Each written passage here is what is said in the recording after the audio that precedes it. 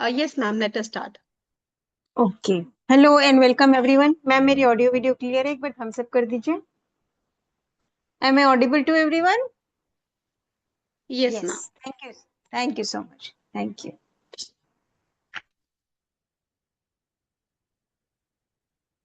Okay. So जैसा कि Prachi ma'am ने बताया, all are aware about map system. Map बोलने से समझ में आता है कि लाइफ का रोड मैप है ना, सबसे इंपॉर्टेंट होता है मैप। ऐसा क्यों? Any idea? जैसा कि कुछ लोग लास्ट मास्टर क्लास में रहे होंगे, कुछ नहीं रहे होंगे, लेकिन कुंडली देखने का एक सिस्टम होता है, एक सीक्वेंस होता है। कभी भी जब कुंडली हमारे सामने आती है तो हम ब्लैंक हो जाते हैं। आप लोग सोचते होंगे ना कि क्या है, मतलब जुपिटर को भी पकड़ लिया, मार्स को भी पकड़ लिया, मरकरी को भी पकड़ लिया, फिर गोल गोल घूम गए। अरे, ये मंगल की दृष्टि भी है, शनि की भी दृष्टि है, लेकिन गुरु की भी दृष्टि आ रही है, तो शुभ हुआ अशुभ हुआ, अच्छे रिजल्ट देगा बुरे रिजल्ट देगा, क्या देगा? यही प्लेनेट मैरिज भी दे रहा है, यही प्लेनेट डिवोर्स भी दे रहा है। तो कैसे हो सकता है ना? तो ये हम प्रॉमिस में देखते हैं। यूजुअली हम जब प्रॉमिस देखते हैं प्लेनेट चार्ट में, तो एक प्रॉमिस होता है। कोई भी इवेंट लाइफ में एक बार होगी, दो बार होगी, तीन बार होगी, जिंदगी भर तो एक इवेंट नहीं होता ना।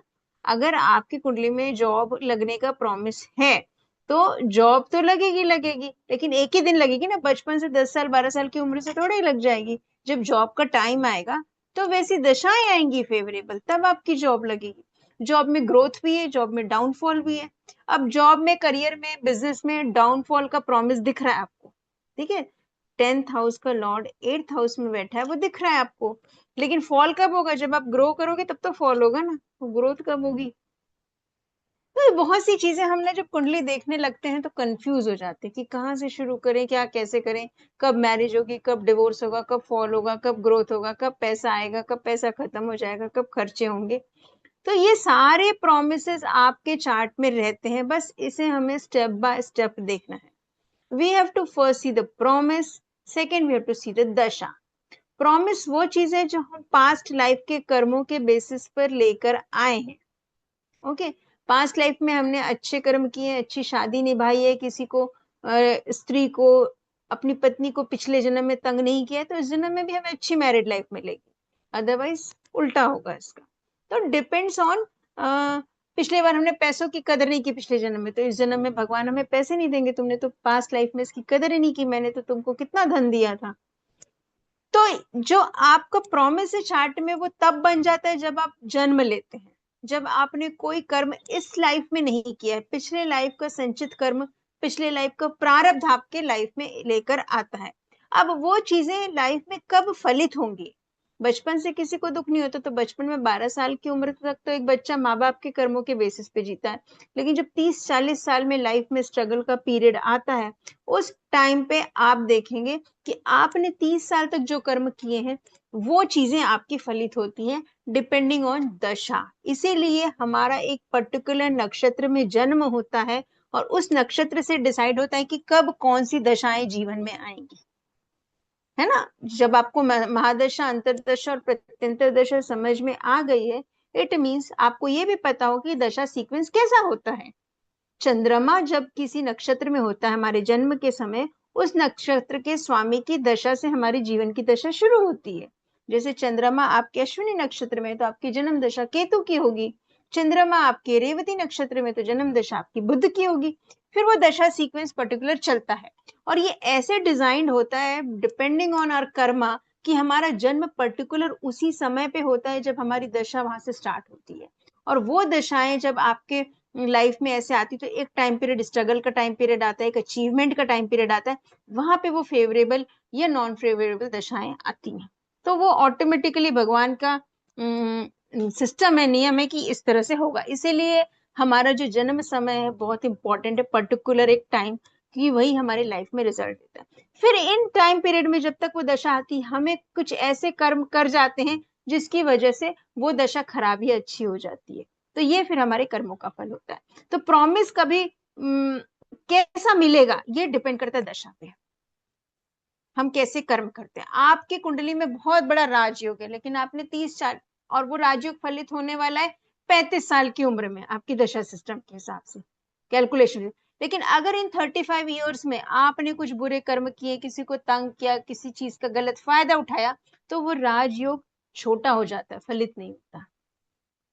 समझ रहे? तो हम बोलते हैं कि ये एस्ट्रोलॉजी कुछ नहीं, कुंडली जो बोली वो तो है नहीं, लेकिन कुंडली के ऊपर हमारे कर्म होते हैं। कर्म ऑलवेज सुपरसीड्स, मतलब जैसे वो स्टोरी है ना, सावित्री ने सत्यवान की जान मांग के ले आई थी, मतलब मृत्यु से भी लड़ जाते हैं हम अपने कर्म और जिद के थ्रू। तो कर्म अच्छे करते रहने चाहिए, तो दशा जैसा नियति में लिखा है वैसा हमें मिलेगा। कुछ एक चीजें होती जो प्रारब्ध होती है, जो बहुत ही खराब होती है, वो चीजें नहीं मिलती लाइफ टाइम, वो अलग बात है, लेकिन इन जनरल आपको जो चीजें मिलेंगी दशा बेस्ड ही मिलती है। तो दशा इज दैट इम्पोर्टेंट। ठीक है, step by step slide share करती हूँ and then we will come to the main topic की दशा कैसे देखते हैं, मैं आपको आज सिखाऊंगी। ठीक है, प्रॉमिस मैंने लास्ट क्लास में बताया था भाव भावेश कारक, आज मैं दशा पे डीपली बात करूंगी। तो जुड़े रहेंगे सब लोग, एक बार और थम्स अप करेंगे किसे मजा आ रहा है, एक्साइटमेंट है सीखने के लिए, क्योंकि यही क्रक्स है पूरी कुंडली देखने का। सारा प्रॉमिस आप लोग देख लेते, अटक जाते कि दशा कब कैसे होगी, उस समय क्या करें। Correct? So let me share the screen.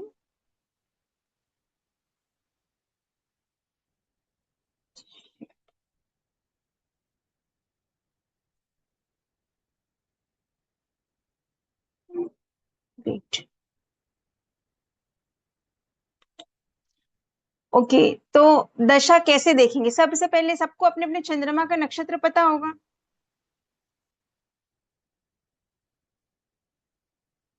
दशा क्यों नहीं आ रही?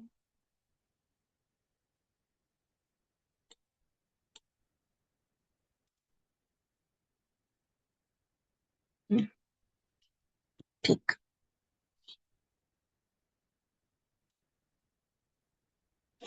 यही होता है प्रेडिक्शन का रियल टेक्निक जो मैंने बताया, प्रॉमिस, दशा एंड ट्रांजिट। ओके,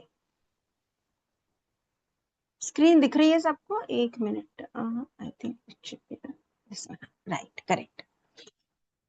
सबसे पहला होता है चार्ट में प्रॉमिस को बताना, जैसा मैंने बताया था भाव भावेश कारक, किसी इवेंट से रिलेटेड भाव, उस भाव का स्वामी और उस इवेंट से रिलेटेड कारक। जैसे करियर, प्रोफेशन है, प्रोफेशन के लिए 10th हाउस देखते हैं, प्रोफेशन के लिए 10th लॉर्ड को देखते हैं, और प्रोफेशन और कर्म का कारक होते हैं शनि और बुध, उनको देखते हैं। ओके, बिजनेस देखना है तो 7th house, 7th Lord and mercury. शादी देखनी है तो 5th house, 5th Lord and Venus. बच्चा देखना है, संतान देखनी है तो 5th house, 5th Lord and Jupiter. Okay, एक तो ये भाव भावेश और कारक होते हैं। भाव हुआ पंचम भाव, भावेश हुआ 5th लॉर्ड पंचमेश, और कारक हुआ गुरु संतान के लिए। तो ये जब तीनों ही चीजें अच्छी होती तो आपको संतान का सुख जीवन में मिलता ही मिलता है। तो इस तरह से हम चार्ट में इवेंट का प्रॉमिस देखते हैं कि क्या चीजें एफ्लिक्टेड है क्या नहीं है। नेक्स्ट आते हैं हम दशा पे। तो हम दशा में क्या करते हैं, एक लेयर बाय लेयर चीजों के टाइमिंग को निकालते हैं। अब दशाएं भी आती तो एक ही दशा तो नहीं होती है, आपकी लंबी होती महादशा आती है, उसमें 5 ग्रहों की अंतरदशा, 9 ग्रहों की अंतरदशा आती है, उन्हीं की 9 ग्रहों की प्रत्यंतर दशा आती है, फिर सूक्ष्म दशा आती है, प्राण दशा आती है। 5 लेयर में दशाएं होती है, तो वो एक स्ट्रक्चर्ड पूरी टाइमिंग हम उसके लिए निकालते हैं कि कैसे काम करेगा। ओके, तो सिर्फ महादशा से प्रेडिक्शन नहीं हो सकता। महादशा क्या होती है, हर ग्रहों की। पराशर जी ने क्या किया है, एक व्यक्ति के जीवन को 120 साल में डिवाइड किया। 120 साल मान के चले आइडियल, आजकल तो लाइफ स्पैन बहुत कम हो गया है, लेकिन 120 ईयर्स मान के चलते हैं। इसमें 9 ग्रहों की पूरी दशाएं आती है, जो टोटल 120 ईयर्स होते हैं। इनका एक पर्टिकुलर सीक्वेंस होता है। तो किसी ग्रह की दशा 20 साल की, जैसे शुक्र की 20 साल की, सूर्य की 6 साल की, चंद्रमा की 10 साल की, ऐसे महादशाएं चलती हैं। और हर ग्रह की महादशा में हर ग्रह का अंतर आता है। तो अब महादशा तो जैसे 18 साल की राहु की महादशा लग गई, तो what you will do? Rahu पाप ग्रह है, परेशान कर रहे, तो 18 साल तक परेशान हो, ऐसा भगवान करता नहीं है। भगवान इतना निर्दयी नहीं है। आपके कर्म बहुत बुरे होंगे तब ऐसी सिचुएशन लाइफ में आती है, otherwise it's not, God is not that cruel. तो महादशा, 18 साल की महादशा में अंतरदशाएं किन ग्रहों की आती है? कोई ग्रह राहु के मित्र होंगे, कोई ग्रह राहु के शत्रु होंगे। तो ये तो हमको जनरल पता है कि मित्र शत्रु। इसके अलावा सबसे इंपॉर्टेंट डिपेंड करती है आपके लग्न में, आपकी कुंडली में उन महादशा लॉर्ड और अंतरदशा लॉर्ड का लॉर्डशिप क्या है, किन हाउसेस का स्वामित्व उनको मिला है, that is the most important. उसके अकॉर्डिंग वो रिजल्ट देते हैं। कभी कभी गुरु की दशा में मृत्यु भी हो जाती है, डिवोर्स भी हो जाता है, करियर में डाउनफॉल भी हो जाता है अगर वो अष्टमेश बनते हैं तो। और कभी कभी शनि की, केतु की दशा में बहुत सुंदर विवाह भी हो जाता है अगर वो सप्तम का रिजल्ट अच्छे से देते हैं तो। ठीक है, ऑल दो प्लैनेट्स अपना मूल स्वभाव नहीं भूलते, लेकिन दशा कैसी जाएगी, इवेंट कब ट्रिगर होगा, ये हम इससे बहुत इजीली निकाल सकते हैं। उसके बाद ट्रांजिट आता है महादशा के बाद। फिर दशा में भी अगर चीजें नहीं हो रही, आप देखते हैं बहुत से चार्ट्स में दशा चल रही है, अरे शादी की दशा लगी हुई है सप्तम सप्तमेश की, लेकिन वो हो नहीं रही है, क्यों नहीं हो रही, तब गोचर सपोर्ट नहीं करता, ट्रांजिट। फिर आप मान लीजिए कि जब दशा है तो गोचर सपोर्ट नहीं करता, गोचर सपोर्ट करे तो दशा सपोर्ट नहीं करती, और इस तरह से समय निकल जाता है ना, आपकी लाइफ में वो हैप्पीनेस नहीं आ पाती है। करेक्ट। Next chart promise. अब जब एक और चीज आता है, यहाँ पे आप टर्म देख रहे होंगे हाउस क्लस्टर। जब हम सीक्वेंस में रीडिंग करते हैं तो पंचम भाव के संतान के लिए सिर्फ पांचवा भाव नहीं होता है, उसके साथ और भी हाउसेस एक्टिवेट होने चाहिए। तो हमें महादशा में, जैसे आपके गुरु की महादशा है, गुरु एक भाव में बैठे हैं, किसी दूसरे दो भावों के वो स्वामी होते हैं, तो उन भावों का भी रिजल्ट दे रहे हैं, जिसके नक्षत्र में होते हैं उसका भी रिजल्ट दे रहे हैं। इस तरह से एक हाउस का क्लस्टर बन जाता है आपके पास, तो प्रेडिक्शन मुश्किल हो जाती है दशा में। इसी क्रक्स को मैं इसमें सॉल्व करने वाली हूँ कि हाउस क्लस्टर को देखें, अरे दूसरा भी आ रहा है, तीसरा भी आ रहा है, चौथा भी आ रहा है, 10वां भी आ रहा है, 12वां भी आ रहा है, तो क्या क्या देखें, क्या इवेंट ट्रिगर होगा, उसको हम स्पेसिफाई करेंगे, इस दशा सिस्टम में समझने की कोशिश करेंगे। ओके, तो आज हम बेसिकली दशा पे फोकस करेंगे। जैसा कि फिर मैं एक बार बताऊं, जो देर से जुड़े हैं, मैं अपर्णा अग्रवाल, ये कोर्स में नाड़ी नक्षत्र एस्ट्रोलॉजी पे बात कर रही हूँ। तो हमने लास्ट मास्टर क्लास में पढ़ा था प्रॉमिस के बारे में, भाव भावेश कारक। आज हम फोकस करेंगे दशा के बारे में। ओके, उसके बाद दशा और ट्रांजिट हम देखते हैं कैसे होगा। नेक्स्ट, अब देखो महादशा क्या होती है। एक आपके ऊपर महादशा जो होती है वो एक बड़ा स्पान दिखाती है, ये 18 साल के समय में आपकी लाइफ में कितना कुछ होने वाला है। या तो इस दशा में, अब जैसे आपके राहु बैठ गए 11th हाउस में, सपोज कुंडली का 11वां घर होता है आपकी इच्छा पूर्ति का घर।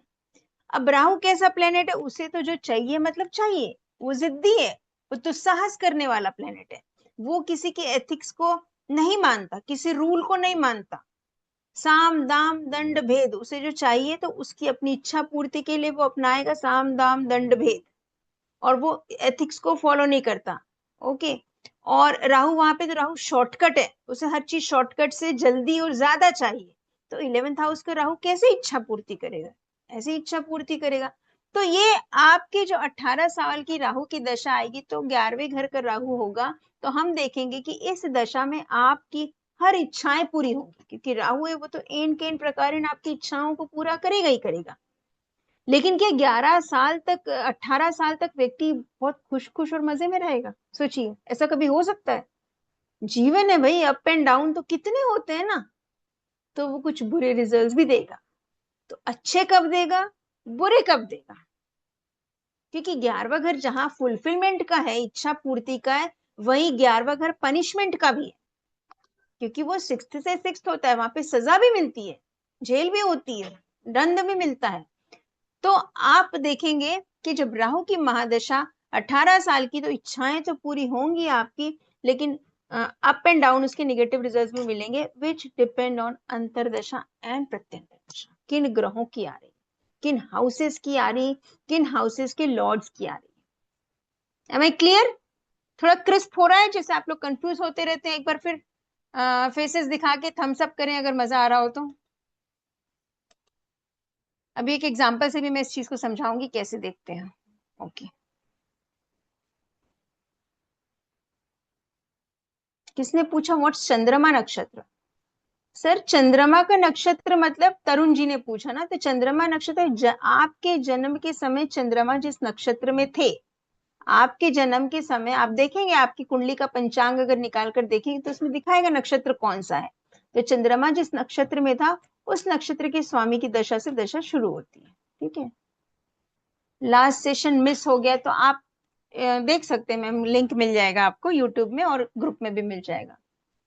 ओके, चलिए ठीक, आगे बढ़ते हैं हम। हमने देखा कि जब महादशाएं लगती हैं, आपकी महादशा, लंबे महादशा पीरियड में अप एंड डाउन कैसे और क्यों आते हैं। ओके,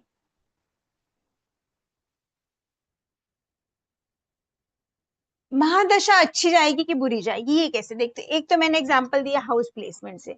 अगर सप्तम की महादशा लगी है, सप्तम में बैठे ग्रह की, तो शादी तो हो ही जाएगी। 10वें घर की महादशा लगी तो आपके प्रोफेशन से रिलेटेड कुछ ना कुछ लाइफ में चलता रहेगा। ये हो गया। उसके बाद अब क्या होगा कि जैसे महादशा अच्छी जाएगी बुरी, ये आप देखेंगे चंद्रमा के नक्षत्र से। आपका चंद्रमा जिस नक्षत्र से है उससे फेवरेबल फ्रेंडली नक्षत्र में, मतलब जैसे फ्रेंडली नक्षत्र कौन कौन से होते हैं, चंद्रमा जिस नक्षत्र में, नक्षत्र का एक सीक्वेंस आपको शीट मिल जाएगी गूगल में कहीं भी इजीली अवेलेबल, वो पूरा सीक्वेंस बना लीजिए आप।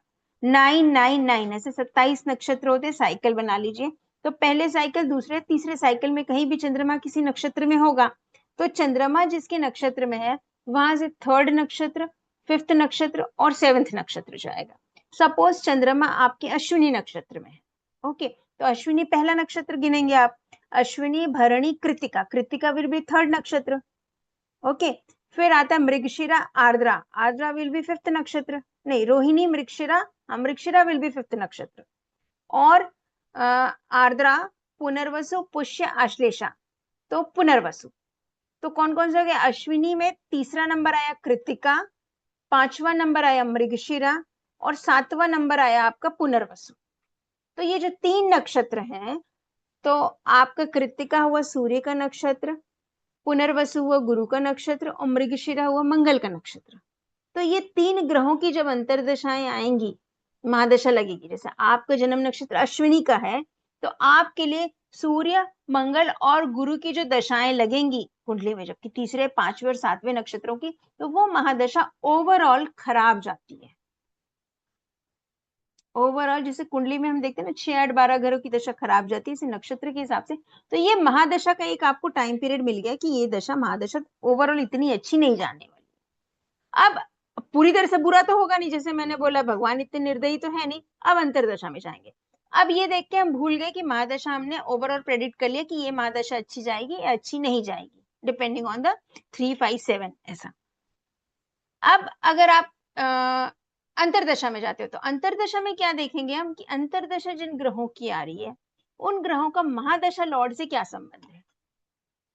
सपोज आपकी महादशा है गुरु की, गुरु में अगर सूर्य का अंतर आया तो गुरु सूर्य मित्र है, अच्छी जाएगी। गुरु में अगर चंद्रमा का अंतर आया तो चंद्रमा और गुरु भी मित्र है, अच्छी जाएगी दशा। गुरु में अब शुक्र का अंतर दशा आ गया तो वो टाइम पीरियड खराब हो जाएगा, क्योंकि गुरु और शुक्र क्या है, अति शत्रु है।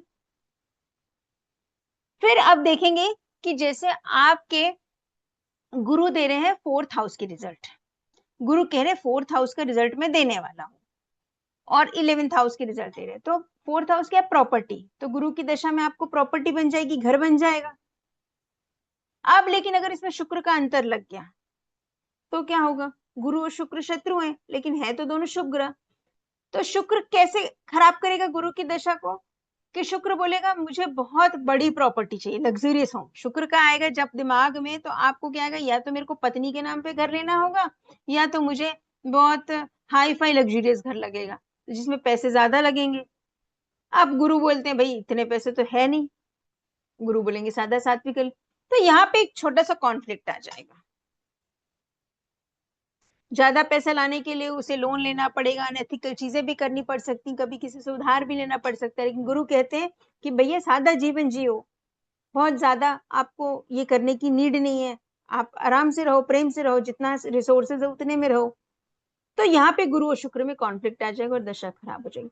ऐसे हर इवेंट से रिलेटेड हम उनके कारकत्व को निकाल के कनेक्ट कर सकते हैं कि एक महादशा में उसकी दूसरे प्लेनेट की अंतरदशा कैसी जाएगी। तो उनके नैसर्गिक मित्रता और नैसर्गिक शत्रुता को भी देखेंगे, ठीक है। तो गुरु में जब शनि की दशा आ जाएगी तो वो न्यूट्रल जाएगा, क्योंकि शनि गुरु को शत्रु नहीं मानते हैं, वो दोनों न्यूट्रल प्लैनेट्स हैं।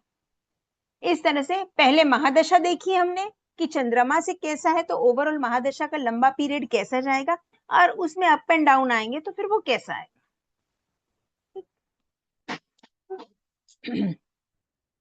अंतरदशा, तो हमने देखा महादशा एक पूरा बैकग्राउंड क्रिएट करती है हमारे लिए कि ओवरऑल अच्छा या खराब, और अंतरदशा उसमें जो हाउसेस एक्टिवेट होते हैं, अंतरदशा में 7th हाउस एक्टिवेट हुआ तो महादशा अच्छी है अगर ओवरऑल, तो महादशा में उस अंतरदशा लॉर्ड की जो दशा पीरियड जाएगा वो पीरियड बहुत अच्छा जाएगा कि अगर महादशा अच्छी है तो शादी से रिलेटेड आपको अच्छे रिजल्ट मिलेंगे, करियर आया तो करियर से रिलेटेड अच्छे रिजल्ट्स मिलेंगे, इस तरह से हम कह सकते हैं। ओके, इसको एक एग्जांपल में बताऊंगी तो आई थिंक ज्यादा क्लियर होगा। तो स्पेसिफिक डिपार्टमेंट जैसा इसमें लिखा है मैंने कि महादशा पूरा पीरियड अच्छा है, शादी की बात चली तो शादी के लिए अच्छा है, करियर की बात चली तो करियर के लिए अच्छा है, डिपेंडिंग ऑन अंतरदशा करियर वाले प्लेनेट की लगी है या अंतरदशा शादी वाले प्लेनेट की लगी है, मतलब सप्तमेश की लगी, 7th लॉर्ड की या 10th लॉर्ड की, उसके अकॉर्डिंग आपको रिजल्ट्स यहाँ पे मिलते हैं। अब एक मैंने बात की थी हाउस क्लस्टर की, ठीक है, प्रत्यंतर जो आता है इसमें चीजें एक्चुअली छोटे मोटे टाइम पीरियड जैसे इंटरव्यू होना, सैलरी आना, एग्जाम का रिजल्ट आना, ऐसे इवेंट्स यहाँ से देखे जाते हैं। इसको हम डीपली आपका पूरा जो चार्ट बना के वो देखते हैं, लेकिन मेन फोकस होता है सबसे इंपॉर्टेंट तीनों दशाओं में होती है अंतरदशा। ओके, अब मैंने एक बात की थी हाउस क्लस्टर की, हाउस क्लस्टर उसको समझते हैं कि कैसे होता है वो हाउस क्लस्टर।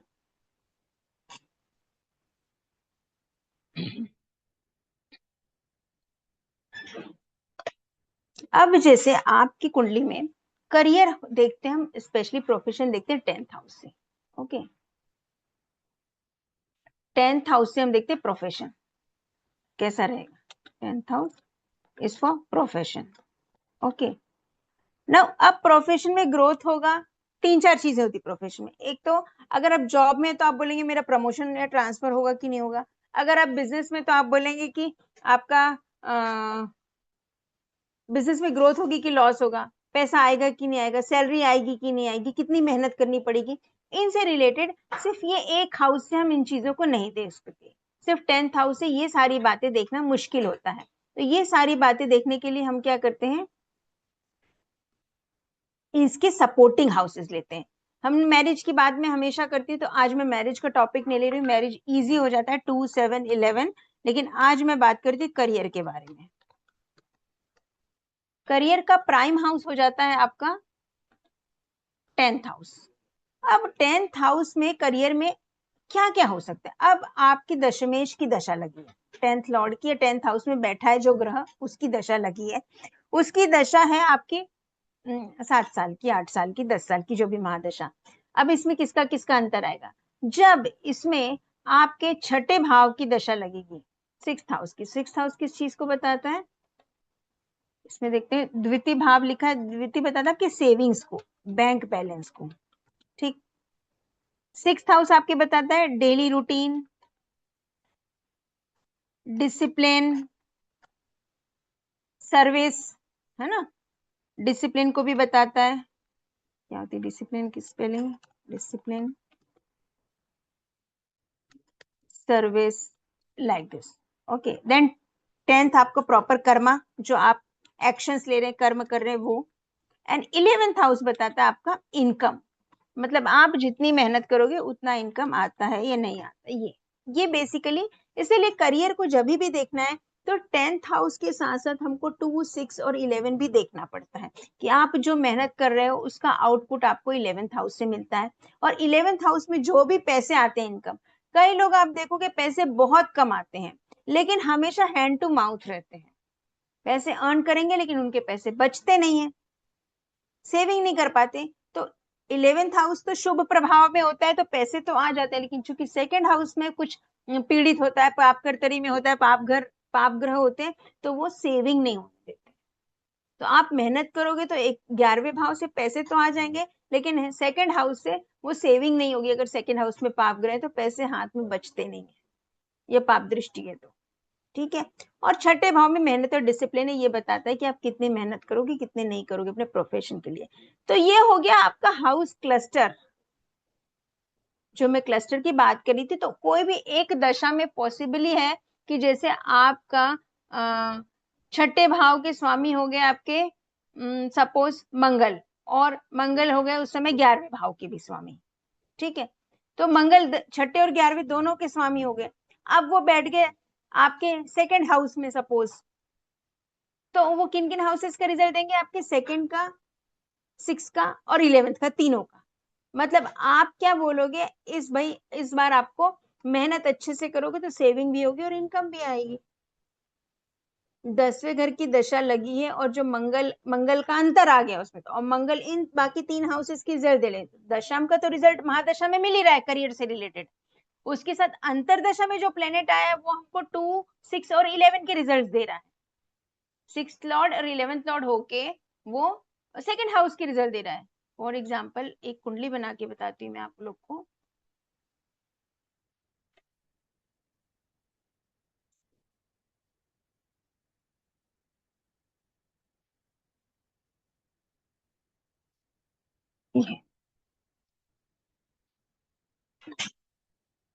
सपोज यहाँ पे आ गया आपका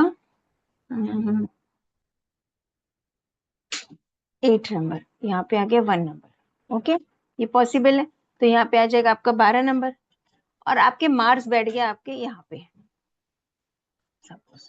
अब देखो आपकी लग गई गुरु की दशा, आपकी लग गई गुरु की दशा 10th लॉर्ड की, तो आपको इस गुरु की महादशा में करियर से रिलेटेड बहुत सी चीजें देखने को मिलेंगी, अप एंड डाउन, अच्छी या बुरी जो भी। तो अच्छी कब होगी? जब इसके सपोर्टिव हाउसेस आ जाएंगे। सपोर्टिव हाउसेस कौन कौन से इसके करियर के? हमने देखा 2, 6, 11, 2, 6, 10, 11। तो अब इसमें जब गुरु में 10th हाउस के लॉर्ड हो गए जुपिटर, मीन राशि के स्वामी, गुरु की महादशा में जब मंगल का अंतर आएगा, तो एक तो गुरु और मंगल मित्र भी हो गए, दूसरा मंगल किन हाउसेस की रिजल्ट दे रहा है? छठे के, 11वें के और दूसरे के।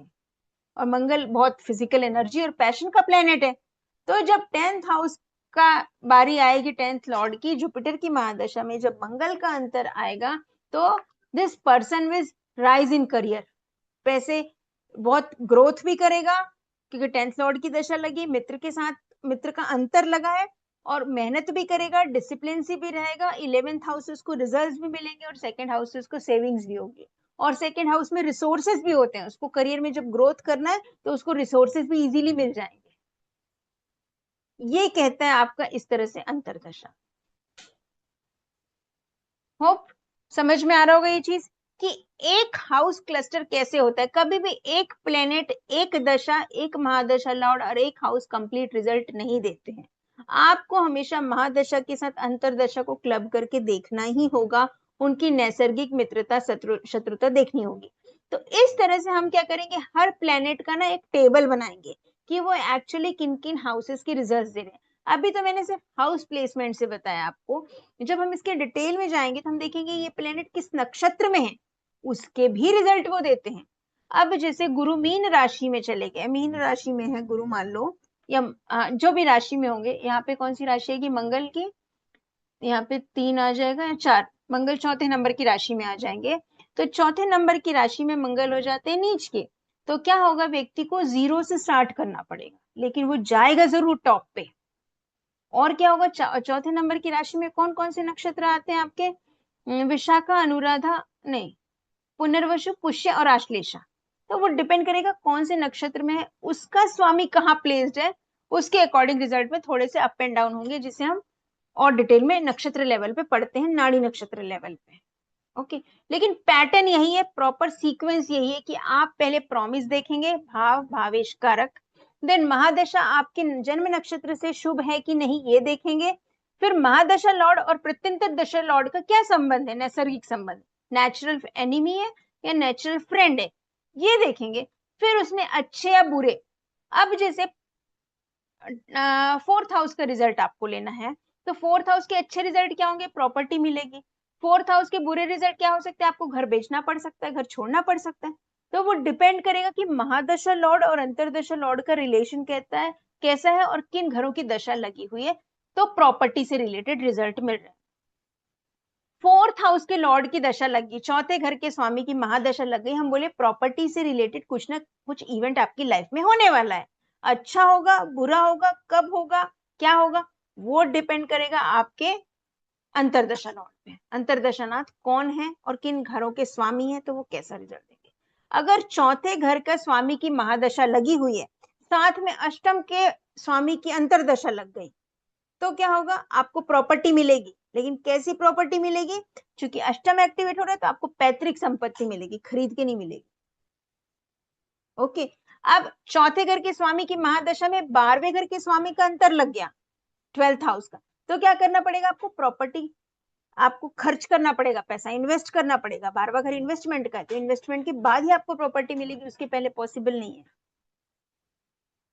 इस तरह से एक महादशा में दूसरे प्लेनेट के अंतरदशा जोड़ के हम पूरे महादशा की इवेंट का 9 प्लेनेट्स के अंतरदशा में पूरे इवेंट्स हम फाइंड आउट कर सकते हैं कि लाइफ में इनके कब कब क्या क्या होने वाला है। This is the method of predicting दशा। अब ये कभी होगा नहीं होगा वो डिपेंड करेगा ट्रांजिट पे, तो ट्रांजिट को डिटेल में हम और पढ़ेंगे बाद में, लेकिन अभी हम दशा पे फोकस करते हैं। इतना क्लियर है? एक बार इंटरेस्टिंग है, सब कुछ कमेंट करें, कुछ बोलें if they are enjoying and learning something.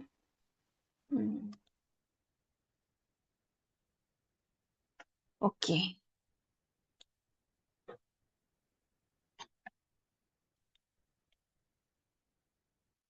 इसी तरह से मैरिज का आप देख सकते हो कि मैरिज में इंडिविजुअल एक हाउस एक्टिवेट नहीं होता है, ठीक है।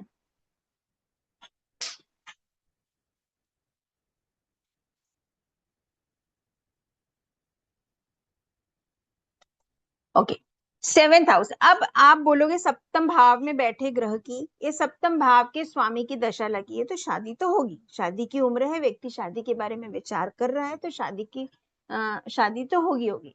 लेकिन उसके साथ अगर अंतरदशा लग गई दूसरे घर की, 11वें घर की, तो ही शादी होगी 11वें घर की। अगर 11वें घर की दशा नहीं लग रही है तो व्यक्ति मन में सोचता ही रहेगा, लेकिन शादी होती नहीं है। कई बार ऐसे होते हैं ना, प्रपोजल्स आते रहते हैं, काम चलते रहते हैं, लेकिन बात नहीं बनती है, क्योंकि फुलफिलमेंट नहीं होता, 11वें घर की दशा नहीं लगती है। अगर आप ऐसे में जबरदस्ती शादी कर लेते हो बेमन से, तो आपका पूरा वैवाहिक जीवन में आपको खुशियां नहीं मिलती, आपको एक आत्म संतुष्टि, एक परिपूर्णता या एक फुलफिलमेंट नहीं होता है। ठीक है, अभी मैंने शादी के साथ 11वें घर को जोड़ा तो क्या देगा, फुलफिलमेंट जोड़ा। लेकिन अगर करियर करियर के साथ 11वें घर को कनेक्ट करोगे तो क्या देखोगे आप, उसमें देखोगे कि आप बड़े ऑर्गेनाइजेशन से कनेक्ट हो रहे हो, बड़े नेटवर्किंग से कनेक्ट हो रहे हो, या आप देखोगे वहां पे आपको सैलरी मिल रही है। तो आपको हाउसेस के कारकत्व पता होने चाहिए, और महादशा लॉर्ड जिन हाउसेस को दे रहा है, अंतरदशा लॉर्ड जिन हाउसेस को दे रहा है, उनको कनेक्ट करना आपको आना चाहिए। जैसे मैंने अभी बताया कि Mars 6th Lord 11th Lord होकर सेकंड हाउस में बैठा है, तो किन के रिजल्ट दे रहा है, 2, 6 और 11 के रिजल्ट दे रहा है। ऐसे हर प्लेनेट का टेबल बनाएंगे कि वो किन किन हाउस क्लस्टर्स का रिजल्ट दे रहे हैं, और फिर महादशा और अंतरदशा में उन क्लस्टर्स को मैच करेंगे। क्लियर? ओके, इसी तरह से शाइड का करेंगे। ये सब सीक्वेंस का खेल है, फाइन। इसके बाद आते हैं आपके ट्रांजिट। गोचर अगर उस हाउस को ट्रिगर करता है, गोचर मतलब हम मेनली देखते हैं शनि और गुरु का गोचर जो चल रहा है, और जो महादशा लॉर्ड और अंतरदशा लॉर्ड का गोचर, 4 ही ग्रहों के गोचर देखने चाहिए, सभी गोचर में नहीं जाना चाहिए। शुभ ग्रह अशुभ ग्रह ये गोचर मैं बाद में बताऊंगी आप लोगों को, पहले आप दशा से आप मेरा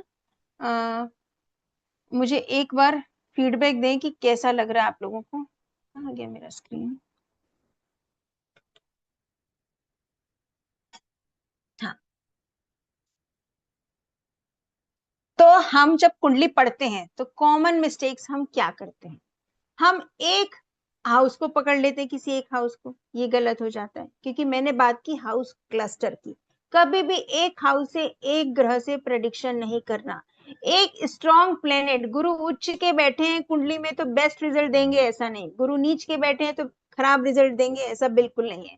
जैसे अभी जो एग्जाम्पल लिया मैंने, उसमें मैंने बताया तो उसमें मंगल नीच के थे, तो मैंने एक सेंटेंस ऐड किया कि इन्हें बहुत ग्रोथ मिलेगी, लेकिन कैसे मिलेगी, आपको मंगल को नीचे से ऊपर उठना होगा, मंगल को नीचे से ऊपर उठना होगा। मतलब नीच का ग्रह मीन्स क्या होता है, do you have any idea about the concept of नीच ग्रह? Any idea? नीच ग्रह के कंसेप्ट के बारे में पता? वीक, कैसे वीक, और बताएं। नीच ग्रह का कंसेप्ट मीन्स, नीच जो ग्रह होते हैं उनके पास उस ग्रह के कारकत्व से संबंधित, उस ग्रह के सिग्निफिकेशन से संबंधित नॉलेज और रिसोर्सेज और अवेयरनेस कम होती है उसके पास। जैसे आपका मंगल अगर नीच का है, हाँ, not able to give its results with strength, क्योंकि उसके पास उस चीज की अवेयरनेस नहीं है। उसका देखो, फिजिकल एनर्जी के बारे में उसे नॉलेज नहीं होगा, उसे प्रॉपर्टी के बारे में नॉलेज नहीं होगा, उसे स्ट्रेटेजी खेलने नहीं आती। मार्स इज स्ट्रेटेजी, मार्स जो है एस स्ट्रेटेजिस्ट प्लेनेट है। तो वो लोग ऐसे गेम प्लान नहीं कर सकते। जिनके मंगल नीच के होते हैं ना, वो करेज नहीं होता, क्योंकि वो स्ट्रेटेजी नहीं फॉलो कर पाते, स्ट्रेटेजी प्लान करना उन्हें नहीं आता है। तो इसलिए ये चीजें उन्हें सीखनी पड़ती है। तो नीच के ग्रहों की बेस्ट रेमेडी यही होती है कि आप उन चीजों से संबंधित चीजों को लाइफ में सीखें। नीच का ग्रह सबसे नीचे, उसके ऊपर आता है आपका शत्रु राशि, फिर आता है आपका मित्र राशि, फिर आता है स्व राशि, फिर मूल त्रिकोण राशि, फिर उच्च के ग्रह। तो उच्च का सबसे ऊपर है, नीच का सबसे नीचे है, ये स्टेप बाय स्टेप ऊपर है।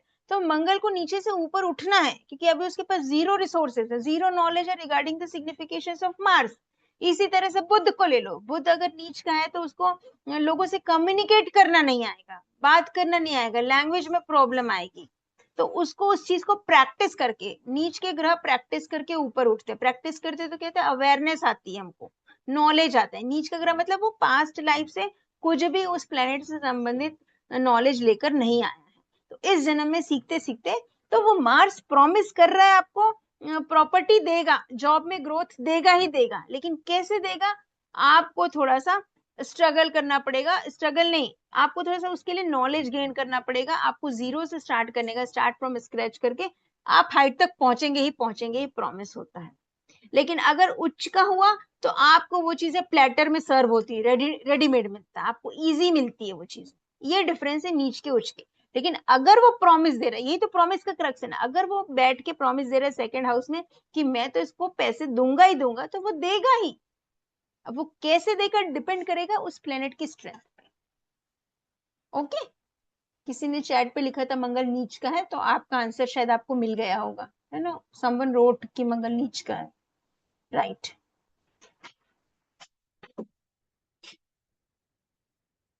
हिना जी, आपको फर्स्ट टाइम है। हाँ मैम, जब आप बेसिक से पढ़ेंगे ना, अभी तो मैं बीच की सिर्फ दशा के टॉपिक उठा रही हूँ, आप बेसिक से पढ़ेंगे तो you will come to know कि आपको क्या है, समझ में आएगा। क्या कितना नॉलेज है आपको एस्ट्रोलॉजी का, थोड़ा बहुत। फर्स्ट टाइम है आपके लिए एस्ट्रोलॉजी, फर्स्ट टाइम है तो थोड़ा सा समय लगेगा, लेकिन I promise I will teach you. मैं शुरू से कोर्स में पढ़ाऊंगी। अभी एक मास्टर क्लास में स्टार्टिंग से बेसिक से नहीं पढ़ा सकते, लेकिन दशा सिस्टम को समझने का तरीका है ना, तो basics you will come to know. मैं बहुत अच्छे से क्लियर करूंगी बेसिक्स। प्लैनेट्स क्या होते हैं, नीच के क्या होते हैं, शत्रु क्या होते हैं, मित्र क्या होते हैं, कौन सा हाउस क्या होता है, everything step by step we will learn. Okay, health operation के लिए भी बताना। हेल्थ एंड ऑपरेशन के लिए सर, मैम 6th हाउस देखते हैं ना, ऑपरेशन के लिए 8th हाउस देखते हैं, surgery is for 8th house. अब जैसे, हाँ, इनका क्वेश्चन लेते हैं। इन्होंने लिखा अंजलि जी ने, अंजलि वाघ, आप कैमरा ऑन कर लीजिए मैम, तो मुझे समझ में आएगा आप मुझे सुन पा रही हैं। अगर पॉसिबल हो तो कैमरा ऑन कर लीजिएगा, ठीक है। हेल्थ ऑपरेशन के लिए भी बताना मैम बोले आपने। तो हेल्थ और ऑपरेशन की जब बात आएगी तो हेल्थ के लिए कौन सा हाउस देखते हैं हम? प्राइमरी हाउस होता है 6th हाउस। ओके, तो जब 6th लॉर्ड की दशा लगेगी तो आपको 6th हाउस में और भी चीजें हैं। 6th हाउस में जॉब है, 6th हाउस में मेहनत है, 6th हाउस में सर्विस है, 6th हाउस में लोन है, 6th हाउस में बीमारी है। ठीक, ये 5 चीजें हैं। अब महादशा लग गई छठे घर की, तो आपको रोग आएगा, आपको ऋण आएगा, आपके शत्रु आएंगे, आपको बीमारी आएगी, आपको सेवा करनी पड़ेगी, दिक्कतें आएंगी। अब किस तरह की दिक्कतें आएंगी आपको? छठे घर में आपका नौकरी भी है। तो अब अगर इसके साथ में आपको लग गई दशा, किसी अंतरदशा किसी ऐसे प्लेनेट की जो सेकंड हाउस को दिखा रहा है, तो आप क्या बोलेंगे? सेविंग होगा, ये 6th हाउस से सेविंग आ रही है। लेकिन अगर आपने इतने सालों में कर्म खराब किए, खाने पीने में ध्यान नहीं दिया, और दूसरे घर की विदशा लग गई और ये पाप ग्रह है, तो प्रोबेबली ऐसा होगा कि आपका खाने पीने का डिसिप्लिन खराब होगा और 6th हाउस से बीमारी आ जाएगी आप। अब छठे घर के साथ महादशा में आपके 8वें घर और 12वें घर की भी अंतरदशा लग गई। अंतरदशा ऐसे प्लेनेट की लग गई जो 8वें और 12वें के रिजल्ट दे रहा है। तब क्या होगा आपको? 6th हाउस से हेल्थ इश्यू आ रहा है, ये हमने देख लिया। महादशा में हेल्थ इश्यू आएगा, ये हमने देख लिया। अब हमारा शरीर कहाँ है? लग्न में। अब छठे घर की महादशा में आपके लग्नेश की अंतर्दशा लग गई, तो आपको लग्न अपना का शरीर है, छठा घर बीमारी है, तो शरीर और बीमारी को ऐड किया, आपको कुछ ना कुछ बीमारी आएगी। छठे घर की महादशा में लग्नेश की अंतर्दशा लग गई तो बीमारी आएगी। अब आपने पूछा ऑपरेशन, अब कैसी बीमारी आएगी? अगर यहीं पे अष्टमेश की दशा लग गई, अष्टम भाव में बैठे ग्रह की दशा लग गई और 12वें भाव में बैठे ग्रह की दशा लग गई, तो आपका ऑपरेशन होगा। 8वें घर में सर्जरी है, ऑपरेशन है, और 12वें घर में हॉस्पिटलाइजेशन। तो महादशा हुई आपके छठे घर के स्वामी की, अंतरदशा हुई आपके लग्न की, और प्रत्यंतर हो गई आपके 8 और 12 की। तो 6, 1, 8, 12 आपको बीमारी में ऑपरेशन होने का पूरा पूरा चांस हो जाता है। ओके, इसको एग्जाम्पल से कभी हम देखेंगे तो और बेटर समझ में आएगा, लेकिन ये एक कंसेप्ट है जो आप लोग को बहुत जरूरी है, क्योंकि मैंने कई लोगों को देखा है बड़े बड़े कोर्सेस करके, बड़े बड़े बहुत सब पढ़ते, सारा नॉलेज होना पता होता है उन्हें, ये नीच का है, ये उच्च का है मैडम, ये स्वराशि का है, इसका है, उसका है, सारी चीजें पता होती, बट जब प्रेडिक्शन का टाइम आता है ना, हिल जाते हैं सब, क्योंकि वो स्टेप्स को, सीक्वेंस को फॉलो नहीं करते हैं। सीक्वेंस को फॉलो करना बहुत जरूरी है। यूट्यूब में देखा कि शनि गोचर कर रहे हैं, ये राशि वालों को ये तकलीफ आएगी, और वो परेशान हो गए, अरे मेरी शनि की दशा लगी है, शनि मेरे अष्टम में गोचर कर रहे हैं, मुझे कुछ बीमारी आ जाएगी। ऐसा नहीं है। शनि आपके लग्नेश हैं, शनि आपके चतुर्थेश हैं, कौन से घर के स्वामी हैं, क्या रिजल्ट देंगे, महादशा के किसकी चल रही है, अंतरदशा किसकी चल रही है, इस पे डिपेंड करेगा। इसीलिए कभी भी एकदम से यूट्यूब में रैंडम वीडियोस देख के पैनिक नहीं होना कि इसका गोचर ऐसा है, जिनकी राहु की दशा लगी उनको ये प्रॉब्लम आएगी। It's not like that. You should follow the proper sequence, क्योंकि हर इंसान एक पर्टिकुलर इंडिविजुअल है, और वो पर्टिकुलर नक्षत्र, पर्टिकुलर प्लेनेटरी कॉम्बिनेशंस लेके इस लाइफ में आया है। एंड उसकी जब कुंडली उस हिसाब से बनी है, और उसी कुंडली को जब आप स्टेप बाय स्टेप फॉलो करते हैं, then only you come to the proper conclusion. ठीक, तो सबसे पहले प्रॉमिस देखना है, भाव भावेश कारक, जो भी इवेंट है, सारे इवेंट एक साथ बहुत सारे होते हैं लाइफ में। जरूरी नहीं कि शादी अच्छी चल रही तो पूरी लाइफ अच्छी अच्छी चलेगी। अगर शादी अच्छी चल रही तो पॉसिबली आपके करियर में कुछ अप एंड डाउन चल रहा होगा। हो सकता है कि करियर बहुत अच्छा चल रहा हो, लेकिन आपकी मैरिड लाइफ में दिक्कत आ रही हो सकता है कि मैरिड लाइफ भी अच्छी, करियर भी अच्छा है, लेकिन बच्चे के लाइफ में कुछ ना कुछ दिक्कत आ रही है। पॉसिबल है, बहुत सी चीजें इवेंट लाइफ में होती हैं, लेकिन कब कौन सा इवेंट एग्जैक्टली कैसे काम करेगा वो सिर्फ दशा डिसाइड करती है। और सिर्फ महादशा नहीं, महादशा बहुत लंबी होती है, उसमें अंतर और प्रत्यंतर बहुत अग्रेसिवली काम करते हैं। ओके, वो हमें इंसाइट देता है कि वो इवेंट लाइफ में कैसे होगा। Okay, good.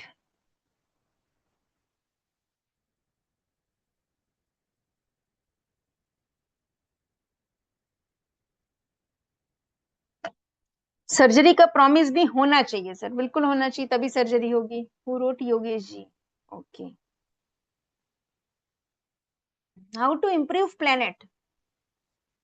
प्लेनेट को इम्प्रूव, जैसे मैंने बताया कि आपको नीच के ग्रह की दशा लगती तो यू आपको अवेयरनेस होनी चाहिए उस चीज के लिए, आपको पढ़ना पड़ेगा। बुध अगर आपका नीच का है तो आपको हो सकता है कि किसी से कम्युनिकेट करने में दिक्कत आती हो, बोलो तो आपको शब्द नहीं मिलते होंगे, कैसे अपनी बात को एक्सप्रेस करूं, तो आपको बुक रीडिंग करनी पड़ेगी, नॉवेल्स पढ़ने पड़ेंगे, लिटरेचर पढ़ना पड़ेगा, अपने लैंग्वेज की क्लासेस लेनी पड़ेगी, और बुध को अच्छा करना पड़ेगा। सिंपल। रिसोर्सेज कलेक्ट करने पड़ेंगे, उस प्लेनेट की सिग्निफिकेशन से चीजें, रिसोर्सेज, आपको नॉलेज अवेयरनेस क्रिएट करनी पड़ेगी। ठीक है, ओके। चलिए 1 मिनट में कुछ क्वेश्चंस ले लूं, फिर आगे बढ़ती हूँ।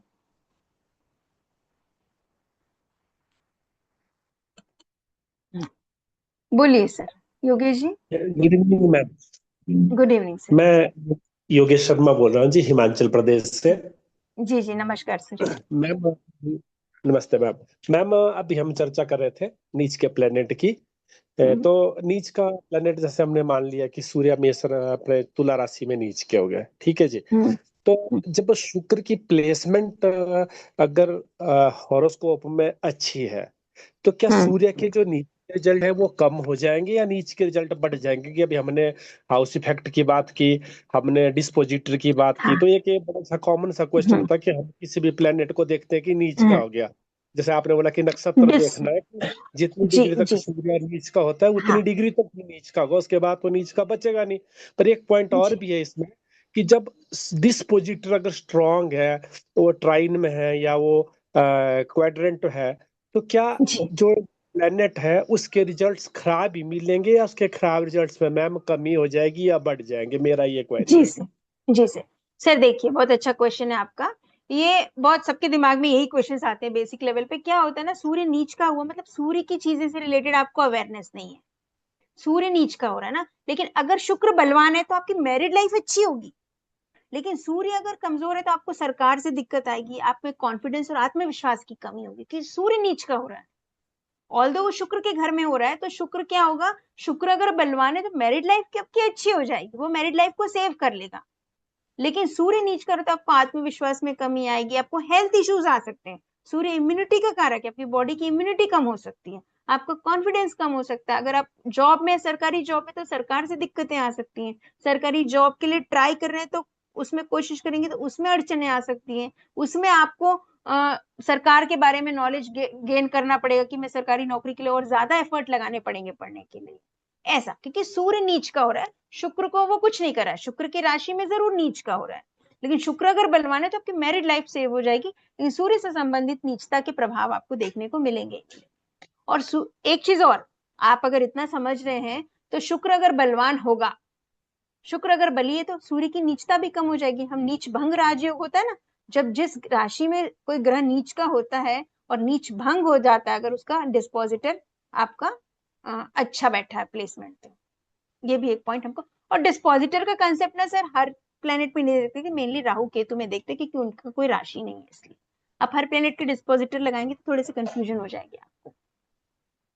कोई भी ग्रह अपना रिजल्ट देता है, अपने हाउसेस का रिजल्ट देता है, और जिसके नक्षत्र में है उनका रिजल्ट देता है, ना कि राशि स्वामी का। राशि स्वामी का रिजल्ट थोड़ा वीक देता है, राशि और स्वामी का मैम रिजल्ट सिर्फ राहु। मैम हाँ हाँ सर बोलिए। एक बात है कि जिस घर में प्लेनेट बैठेगा उसी घर से उसका पोषण होगा। अगर वो घर ही कम, अगर गुरु उच्च के हो गया चंद्रमा की राशि में, अब चंद्रमा हम्म 6-8 में चला गया, तो गुरु उच्च के फल कहाँ दे पाएंगे? तो अगर दे हाउस पाएगा सर, लॉर्ड, हाउस नहीं दे लॉर्ड, पाए। क्योंकि हाउस से ही तो स्ट्रेंथ मिलती है प्लेनेट को। अगर उसका हाउस लॉर्ड ही खराब हो गया तो प्लेनेट रिजल्ट देने में सक्षम ही नहीं हो पाएगा। प्लेनेट को हाउस से स्ट्रेंथ मिलती है? नहीं सर, हाउस को प्लेनेट से स्ट्रेंथ मिलती है। गुरु बैठा तो चौथे घर के रिजल्ट आपको अच्छे मिलेंगे, समझ रहे? चंद्रमा कमजोर हुआ तो आपको एंजाइटी इश्यूज आएंगे, मन पीड़ित रहेगा, ऐसा होगा। लेकिन गुरु जिस भाव में बैठे वो अपने भाव में नीच के हो गए, मान लो उच्च के हो गए, तो आपको उस हाउस के रिजल्ट प्लेटर में सर्व होंगे आप, जिस भाव में वो उच्च ओके। के हो रहे हैं।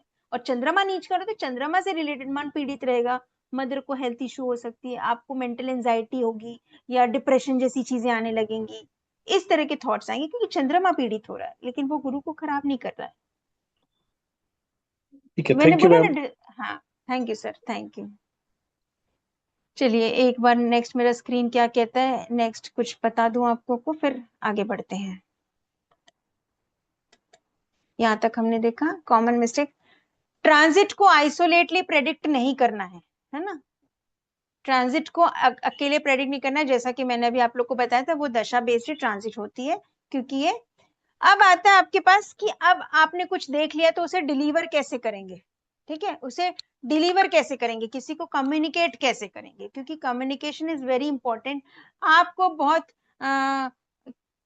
हैवी चीजें, बहुत जो चीजें परेशान करने वाले, आपका एक्सीडेंट हो जाएगा, जॉब छूट जाएगी, शादी होगी नहीं जिंदगी भर, ऐसी बातें आपको कभी भी क्लाइंट को डायरेक्टली डिलीवर नहीं करनी है, उसे मैनिपुलेट करके किसी को भी बताना है, so that you don't should not hurt anyone.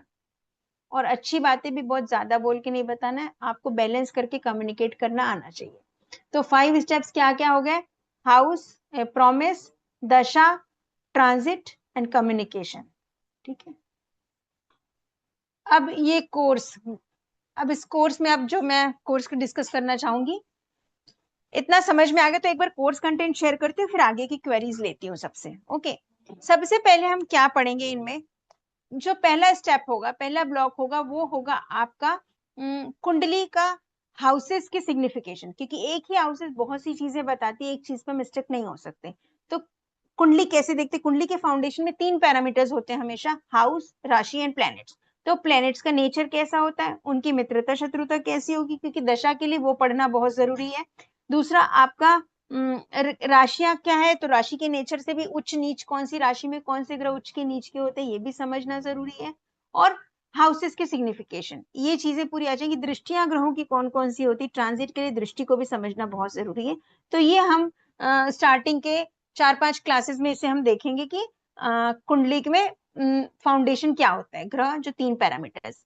Next में आएंगे कि प्लेनेट की स्ट्रेंथ क्या है, उच्च के नीच के कैसे हैं, और वो कौन कौन से हाउसेस के रिजल्ट दे रहे, वो कोऑर्डिनेट्स हम कैसे निकालें। इट्स वेरी इंपॉर्टेंट पार्ट, क्योंकि हाउस क्लस्टर यहीं से निकलेगा कि महादशा में एक्चुअल किन किन हाउसेस के रिजल्ट्स आएंगे।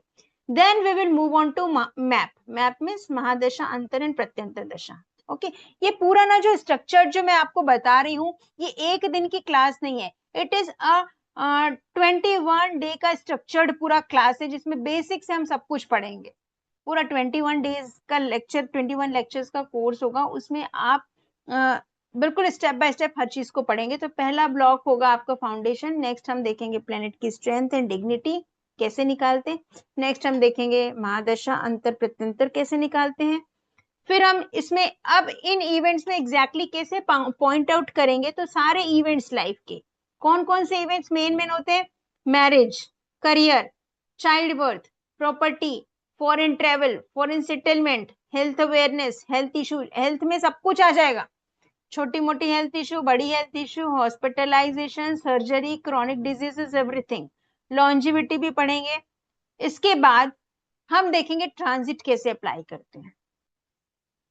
ट्रांजिट के बाद एक इंट्रोडक्शन दूंगी मैं होरारी पे भी। होरारी इज अ प्रश्न चार्ट। कभी कभी क्या होता है कि किसको किसको आइडिया होरारी का होगा, बहुत लोगों को पता होगा होरारी का नॉलेज है ना। इट्स अ प्रश्न शास्त्र। कई बार ऐसा होता है कुछ लाइफ में ऐसे इवेंट्स होते हैं जिन्हें हम बिल्कुल आपकी कुंडली से प्रेडिक्ट नहीं कर पा सकते। छोटी छोटी चीजों को कुंडली से प्रेडिक्ट करना डिफिकल्ट होता है।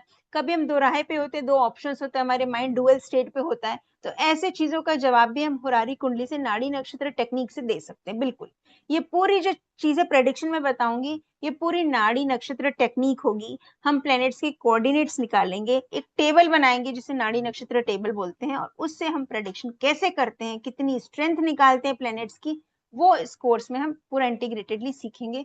ये कंप्लीट 21 डेज का स्ट्रक्चर होगा। Okay so Prachi ma'am, are you there? Prachi ma'am बताएंगी आपको कि Yes, कैसे ma'am. कोर्स में क्या क्या मिलेगा। Okay over to Prachi ma'am. Yes ma'am. So, आप सभी के साथ इसका पूरा फी स्ट्रक्चर एंड क्या इसकी क्लास का सीक्वेंस है वो सब शेयर करना चाहूंगी। तो 15 जून से यानी कि अगले हफ्ते आपकी क्लास शुरू हो जाएगी।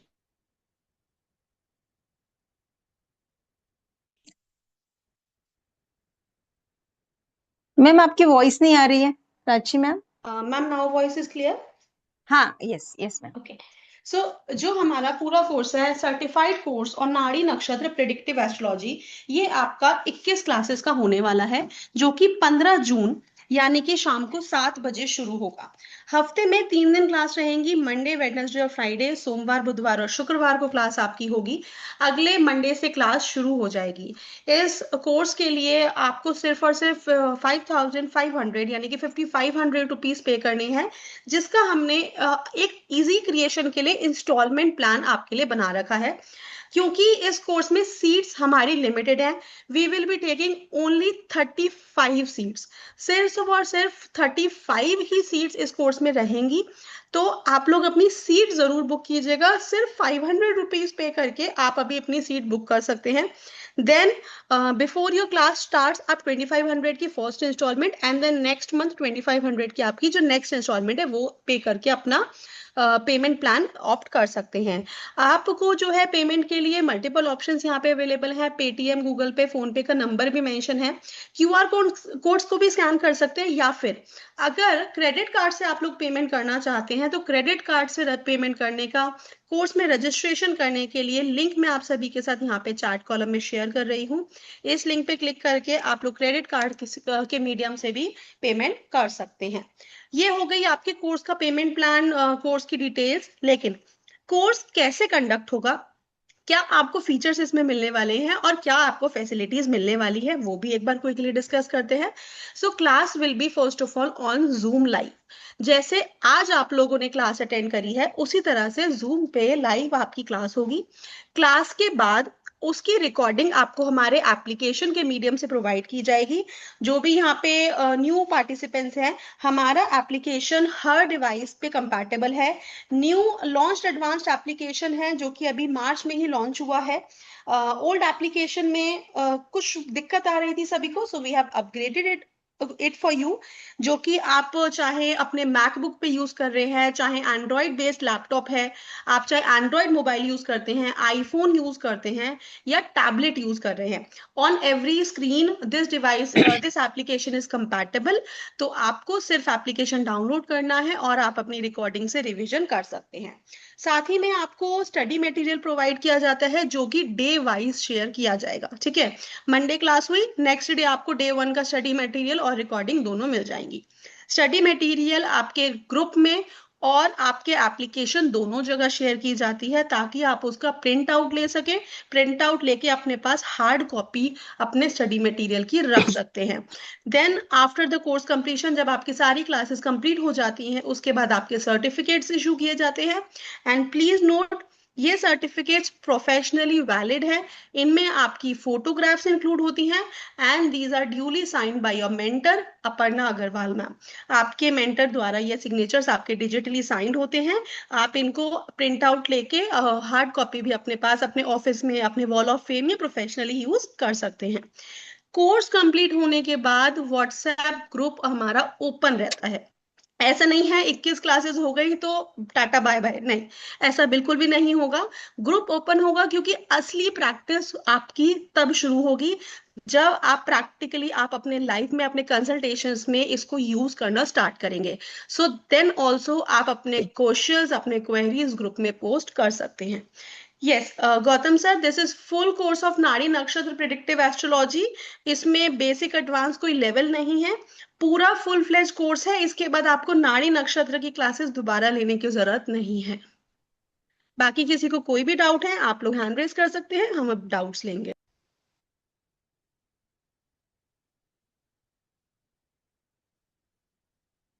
Yes ma'am. ठीक है, फिर किसी के डाउट्स नहीं है आई थिंक, है ना। कोर्स बहुत अच्छा है, कंप्लीट प्रेडिक्टिव एस्ट्रोलॉजी कोर्स है, कंप्लीट प्रेडिक्शन आप कर सकते हैं। कहीं से कुछ भी आप लोगों ने नहीं किया, still you will be able to predict the event in upcoming दशास। कोई आपके पास अगर क्वेश्चन लेके आता है, मैडम ये प्रॉपर्टी लेने वाला हूँ, खरीदूं कि नहीं खरीदूं, मेरे लिए ठीक है कि नहीं, या मैं ले सकता हूँ कि नहीं, या मैं घर कब ले सकता हूँ, आप इमीडिएटली उन्हें प्रेडिक्ट करके 3 मिनट में बता सकते हैं। That I promise. 3 मिनट में प्रेडिक्शन करके आप बता सकते हैं कि अभी इसकी शादी होगी कि नहीं होगी। ये आपका सिस्टम, इसमें इतना इजी सिस्टम बताया गया नाड़ी नक्षत्र में। पहले प्रॉमिस एक रफली देखते हैं, then we move on to दशा एंड फिर then transit, and you can easily predict in 3 maximum 5 minutes. Okay, तो अगर आप लोग भी ये टेक्निक को सीखना चाहते हैं, करना चाहते हैं, तो बिल्कुल इस कोर्स को ज्वाइन कीजिए। And thank you for coming in today's webinar. I hope no questions, no queries. Thank you everyone, good night. Yes, so end करें मैं बाकी अगर आप में कोई भी डाउट है तो मैं आपके साथ यहाँ पे ग्रुप लिंक शेयर कर रही हूँ चैट में। आप इस लिंक पे क्लिक करके हमारे ग्रुप में आ जाइए ताकि कोई भी किसी की क्वेरी है वो अनआंसर्ड ना जाए। क्वेरी कवर होगी, आपको पूरा कोर्स स्ट्रक्चर, सारे आपके क्या क्या सिलेबस है, फी स्ट्रक्चर, पेमेंट डिटेल्स सब आपको इस ग्रुप में मिल जाएगा। मैम, एक गौतम जी गौतम का सर का कोई डाउट क्वेश्चन है। है? हाँ हाँ जी, मैम, हाँ जी, हाँ जी sir, I have unmuted you, unmute कीजिए। मैंने भी एक चीज जानना चाह रहा था, जैसे कोई ग्रह नीच का है, मान लो सूर्य नीच का है और हम्म वो शुक्र शुक्र के साथ बैठा हुआ है, तो हम्म शुक्र के फल भी थोड़े कम हो जाएंगे क्या, क्योंकि सूर्य सूर्य नीच का है। सूर्य का तो नीच भंग हो जाएगा सर, पहली बात तो, है ना। अगर वो उस ग्रह के लॉर्ड के साथ बैठा तो नीच भंग हो जाएगा, मतलब व्यक्ति जीरो से स्टार्ट करके राइज करेगा, ये प्रॉमिस है उस चीज के लिए। लेकिन सूर्य और शुक्र जिस घर में बैठ गए तो परम शत्रु है, तो उस भाव से संबंधित चीजों को वो खराब करेंगे, क्योंकि उस भाव में ग्रह युद्ध हो जाएगा। दो अपोजिट प्लैनेट से तो शुक्र भी थोड़ा खराब होगा, सूर्य भी थोड़ा खराब होगा, दोनों ही खराब होंगे सर। ये सूर्य तो नीच का पहले खराब है, अगर शुक्र हाँ साथ में है शुक्र मान लीजिए उसमें ठीक है, तो डिग्री वाइज वगैरह शुक्र, उस घर में हाँ ठीक है, तो हाँ शुक्र की स्ट्रेंथ भी कम हो जाएगी। हाँ, शुक्र की स्ट्रेंथ कम होगी ना सर, सूर्य खराब, वो पॉसिबली शुक्र अस्त भी हो जाएगा, अगर सूर्य के पास है तो बहुत संभावना है कि शुक्र अस्त हो जाए। तो ऐसे में क्या होता है ना, जब शुक्र और सूर्य साथ में होते हैं ना सर, तो एक तो दो चीजें आती है। एक तो ये तो उनके फिजिकल रिलेशनशिप में प्रॉब्लम है कि शादी अच्छी चलेगी, शादी खराब नहीं होती, थोड़ा फिजिकल रिलेशनशिप में इशू होते, वो नहीं है। तो दूसरा इशू ये आता है कि व्यक्ति ना अपनी शादी चलाता जरूर है, लेकिन दिक्कत ये आती है कि वो अपने प्यार को, अपनी फीलिंग्स को एक्सप्रेस नहीं कर पाता सबके सामने, इस वजह से थोड़ी बहुत दिक्कत आती है। लेकिन शुक्र तो चूंकि स्वराशि का है तो शुक्र अच्छा हो जाएगा, और सूर्य का नीच भंग होगा तो सूर्य के चीजों से रिलेटेड वो 0 से स्टार्ट करके आगे बढ़ सकता है। ठीक है सर, अब डिपेंडिंग ऑन कौन से हाउस में है वो हम देख सकते हैं बाद में। ठीक है सर। मैडम ये आपने जो लिंक भेजा है ना कि आपका ग्रुप बन जाएगा, वो मैं क्लिक जी कर रहा, वो तो अलाउ नहीं कर रहा ग्रुप प्राची के मैम, क्या लिए। इशू है? यस सर, आप ना मैं अभी विजिट क्लास कर रहा एंड हूँ। होगी तब एक बार क्लिक करके देखिएगा, नहीं तो ये कोई कहता दिक्कत नहीं है है। मैं यहाँ पे ना नंबर शेयर कर रही हूँ अपना, आप इस ओके, नंबर फेल पे टू गेट मैसेज कर ग्रुप इज, दीजिए। Okay okay, thank you ma'am. मैं आपको ग्रुप में ऐड कर दूंगी, नंबर मेंशन किया है मैंने ठीक है, 8130283244। जी ठीक है, ठीक है मैम। मैडम ये ओके कोर्स जो आप बता रहे थैंक हैं, यू ये जी। ये नाड़ी पर है या BNN पर है या एस्ट्रोलॉजी है? केपी पर है सर, केपी बेस्ड है, ये KP को बीएनएन कराएंगे नहीं आप? है। बीएनएन अलग है सर, हैं? KP based. बीएनएन अलग है, ये केपी बेस्ड है सर। मतलब KP के बारे में? हाँ केपी के बारे में, केपी में उसमें उसका एक एक्सट्रैक्ट है बोलना चाहिए, केपी का जो इजी टेक्निक है प्रेडिक्शन का। पहले आप कह रहे थे नाड़ी, मतलब नाड़ी हाँ नक्षत्र वेश है। हाँ, तो नाड़ी नक्षत्र ये केपी का पार्ट है ना सर, वही तो बोल रही हूँ मैं। नाड़ी के कई मिलेंगे आपको ऑप्शन सर, एक ताम्रपत्र नाड़ी, चंद्रकला नाड़ी, भृगुनंदी नाड़ी, नाड़ी नक्षत्र। अच्छा अच्छा। तो ये जो नाड़ी नक्षत्र है वो केपी का पार्ट है सर। भृगुनंदी नाड़ी अलग है, चंद्रकला नाड़ी अलग होती है, एक होती है अच्छा अच्छा। आपकी ताम्रपत्र नाड़ी। ऐसे बहुत सी नाड़ी एस्ट्रोलॉजी, तो लोग कंफ्यूज हो जाते हैं थोड़ा सा, तो आप कंफ्यूज ना हो, ये केपी बेस्ड है, क्लियरली मैं बोलूँ। ठीक है। Okay sir, thank you. चलो, thank you everyone, good night, have a nice time.